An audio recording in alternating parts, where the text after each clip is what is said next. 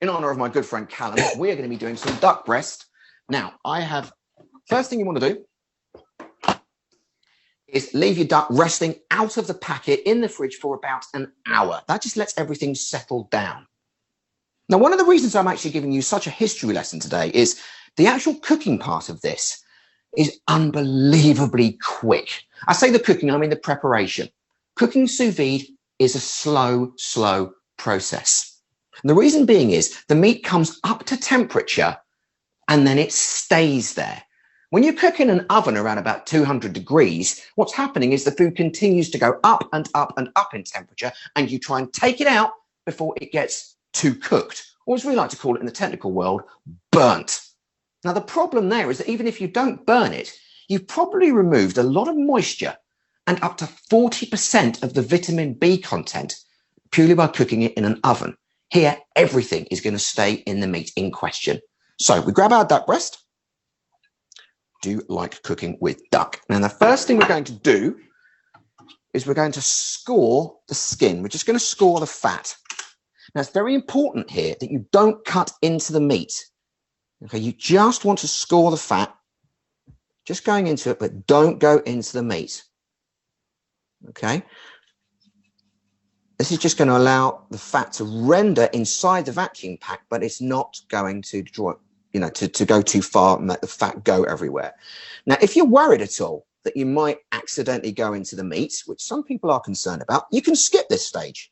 It doesn't really matter too much, but it looks so much better when it comes out the other end if you do this. So just a series of scores like that. Then what we're going to do is we're going to generously season the skin side with some koshering salt. Flip it over.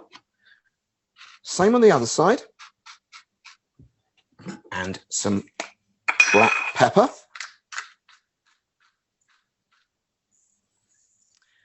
I'm also going to use some thyme to season this. Now, I don't like working with thyme. My wife actually doesn't like the taste of it at all, but I don't like working with it because I don't like the fizziness. You've actually got to go through it, take all the leaves off the stalk and everything like that. Well, you know what? Not a problem this time around. Let me show you what I mean. What you've got here is a vacuum bag. We're going to put our duck inside the bag. Take our time, throw it in. That's it. That's all there is to it. Now, in order to prepare it, what we do is just get the board out of the way for just a moment. Got here a food saver.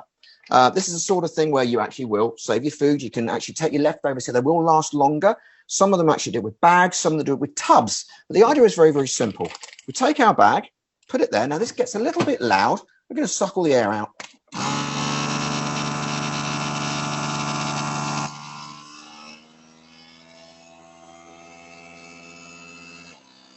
And now it's sealing the bag.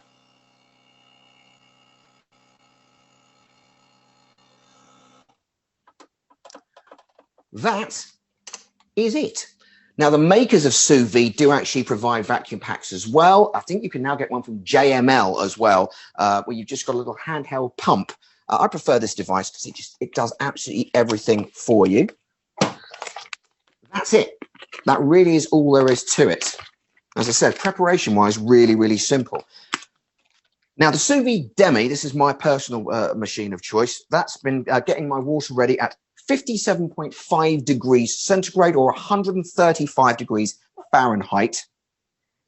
Thank you. That's some lovely camera work there. What we'll do, is she good? Is she marvellous? Here's the hard part. Yoink. That's it. Put the lid on. You don't actually need to put the lid on, by the way. You don't have to, but it's tidier to do it that way. That is it. There'll be no going back to the oven on a regular basis to actually see if things are ready. There'll be no flipping things around. It is cooking, and it will not burn. It's impossible. Interesting things start happening to poultry and game the longer you leave it in there. Now, the time I like to leave it in there is around about 2 hours. If you leave it for 3 hours, it starts to get even softer, 4 hours softer still. But what's happening is two things. One, it's coming up to temperature. But two, It's absolutely infusing with the flavor of that salt and pepper and thyme. That herby flavor is really going to cut through the meat, and it is going to be absolutely delicious. In fact, sous vide is wonderful when it comes to infusions. So much so, it's now being used in the bartender industry. If you've gone to any posh bars where they like to provide infused vodkas and gins, well, those things ordinarily would take a couple of weeks. You put the spirit in the bottle, you put the fruit in the bottle, you walk away, you leave it for a while. 3 weeks later, maybe you've got something that tastes nice. And whilst it will taste nice, what you do get is the taste of cooked fruit. However, what you can do is pour your liquid into a bag, add your fruit, put it in one of these at 60 degrees or around about 120 Fahrenheit, going anywhere between 120 and 150, leave it for a couple of hours, and the flavor you'll get will actually be of freshly picked fruit. It's a whole different flavor experience, and many, many bars are trying it. What they are mindful of is you should never, ever, ever take your sous vide over 173 degrees. That is the temperature at which alcohol will evaporate. And no one going to a bar is going to enjoy that sort of mocktail if they thought they were getting the real deal. However, you're going to start seeing these in a lot of places. Now, you might be thinking, that's all very well and good, but that seems rather expensive. That's a £250 machine. The food vacuum thing, around about 80 quid, that's a massive investment. Well, the beauty part here is that you don't need to. You can actually do sous vide using a large pot and a thermometer.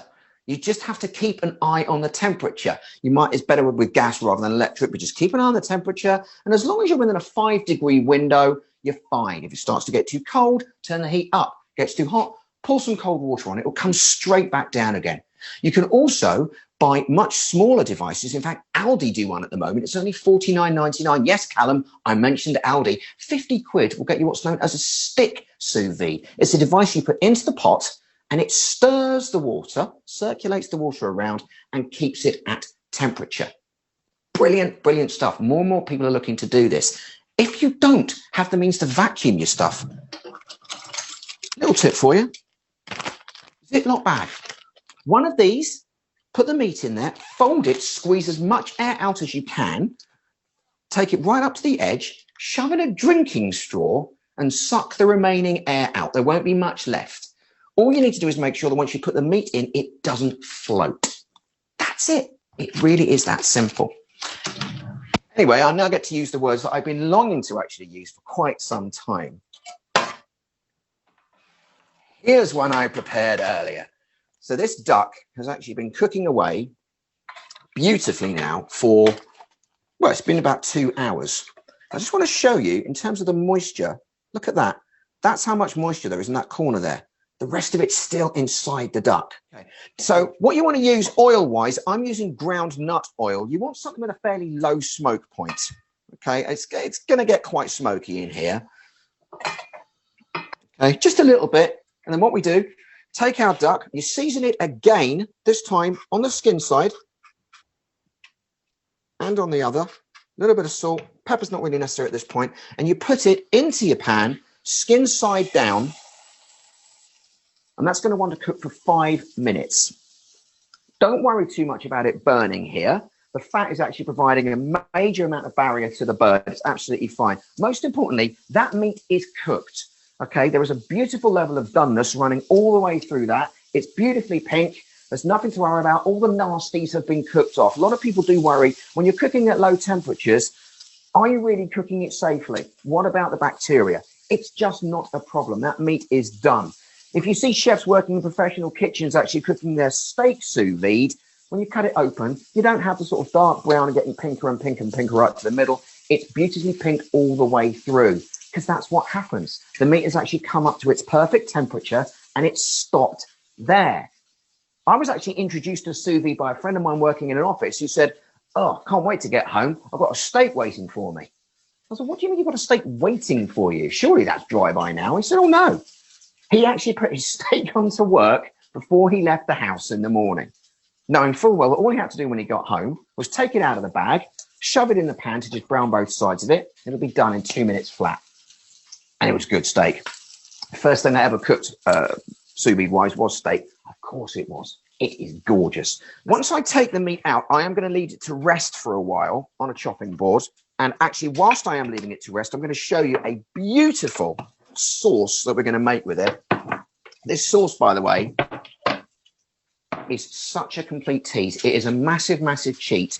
To make it, you will need some chicken broth, some peach preserve, and some red wine vinegar. That's it. Now, you can use some paprika or cayenne pepper. I'm going to use some paprika there, the hot stuff. Other people actually do like to use Chinese five spice. But Chinese five spice, my wife just made a face, folks. Right, it's a bit like this. We hate Chinese five spice, so we never have it in the house. That's why even if the recipe calls for it, no, no, no, no, no. None of that five spice. Now, let's just check how our duck's doing here. Let's turn that over. Oh, look at that. Look at that skin. Fantastic. We can do a little bit more on the side there. I think some of the edges could do with a little bit. Now, it's not burning. And even if that skin does blacken a little bit, that's absolutely fine.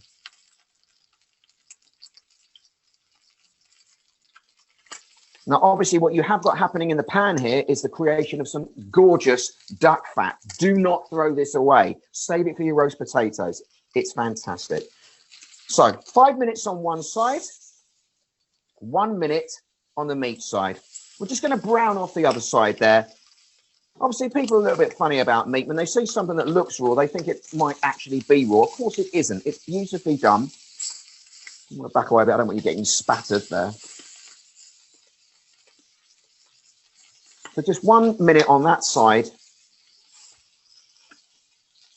Again, as I say, it's called the Maillard effect. We're just browning the meat. When you're doing steak, when you're doing beef, you can actually sear the meat beforehand if you want to. Some chefs actually like to do it both times, both before and after.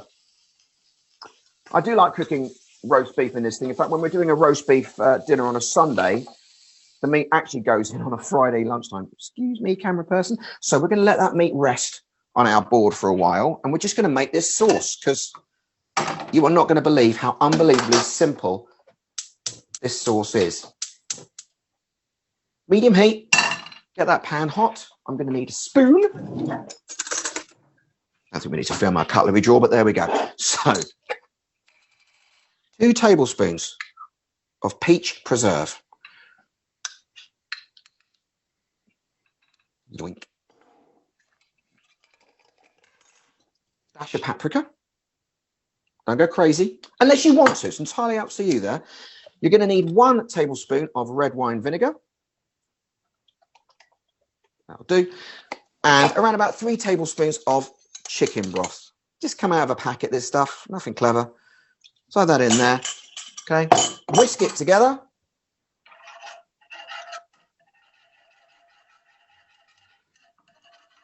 I'm going to crank up the heat there because we want this to reduce.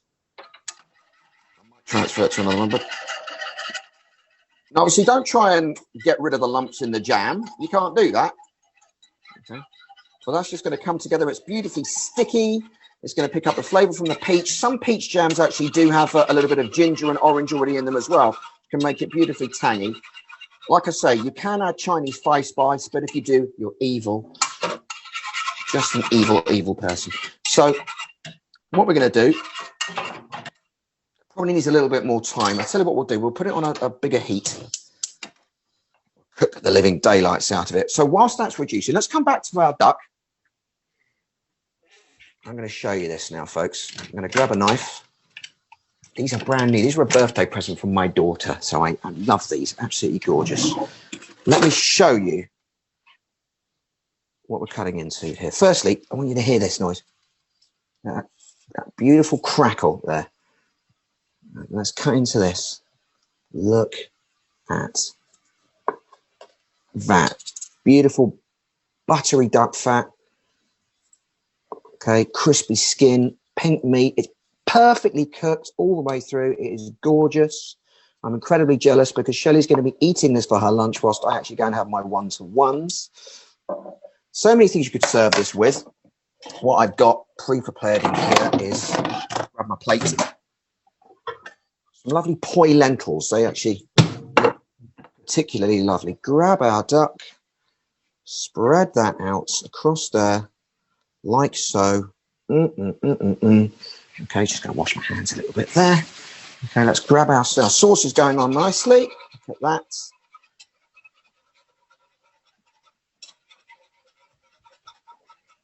Okay, let's turn that off. Okay, it's bubbling away there. You want to reduce that down to around about half, but I'm conscious of the time there. So just spoon that over your duck. And there we go.